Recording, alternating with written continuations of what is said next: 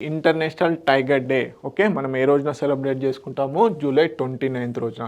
Okay, 2010లో Saint Petersburg declaration అనేది చేయడం జరిగింది. దీంట్లో భాగంగా 13 హ్యాబిటాట్ కంట్రీస్ ఏవైతే ఉన్నాయో అవన్నీ కూడా 2022 కల్లా డబుల్ చేయాలి అనుకున్నారు. TX2 అంటే టైగర్ పాపులేషన్ ఏదైతే ఉందో దాన్ని డబుల్ చేయాలని చెప్పేసి నినాదం చేసుకున్నారు ఈ రోజున 2010 జూలై 29. సో అప్పటి నుంచి ఇంటర్నేషనల్ టైగర్ డేని సెలబ్రేట్ చేస్తున్నారు. సో దీంట్లో భాగంగా టైగర్స్ యొక్క ప్రాముఖ్యతను, అదేవిధంగా వాటి యొక్క సంరక్షణను కాపాడాలని చెప్పేసి ఇంటర్నేషనల్ టైగర్ డే రోజున అవేర్నెస్ క్యాంపెయిన్స్ అనేటివి చేయడం జరుగుతుంది. Okay, declared at Saint Petersburg tiger summit 2010లో. సో 13 టైగర్ రేంజ్ కంట్రీస్ ఏవైతే ఉన్నాయో అవి ప్లెడ్జ్ నినాదం చేసుకోవడం జరిగింది. Only 3200 tigers left globally in 2010. కాకపోతే ఇప్పుడు వీటి యొక్క సంఖ్య ఎస్పెషల్గా ఈ TX2 ఏదైతే ఉందో అంటే 2022 కల్లా టైగర్ పాపులేషన్ అనేది డబుల్ చేద్దాం అనుకున్నారు కదా.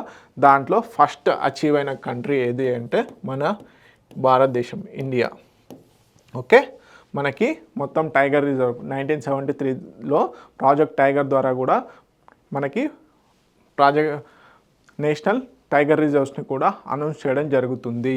ఓకే, సో మీకు ఇంకొక టాస్క్ ఏంటంటే ఈరోజు మీరు కామెంట్ సెక్షన్లో ఏం తెలియజేయాలి, ఇప్పటివరకు ఇండియాలో ఎన్ని టైగర్ రిజర్వ్స్ ఉన్నాయనేది కూడా కామెంట్ సెక్షన్లో మెన్షన్ చేయండి. Okay, protect tiger habitats, raise conservation awareness, అదేవిధంగా ఇవన్నీ కూడా ఈ ఇంటర్నేషనల్ టైగర్ డే రోజు అవేర్నెస్ క్యాంపెయిన్స్ చేస్తారు. సో మేజర్ థ్రెట్స్ ఏంటి? హ్యాబిటాట్ లాస్ అంటే అడవులలోకి కూడా మన యొక్క ఎంక్రోచ్మెంట్స్, అదేవిధంగా మైనింగ్స్ ఇవన్నీ కూడా చేయడం జరుగుతుంది. Poaching and illegal trade, human wild life conflict, climate change అనేటివి ప్రధానంగా వీటి యొక్క హ్యాబిటాట్ లాస్కి ప్రధాన కారణాలు. ఓకే, ఇంటర్నేషనల్ టైగర్ డే ఎప్పుడు సెలబ్రేట్ చేసుకుంటాము అంటే జూలై 29 రోజున. ఓకే, తెలుగు మీడియం అభ్యర్థులు ఎవరైతే ఉన్నారో ప్లీజ్ నోట్ ఇట్ డౌన్.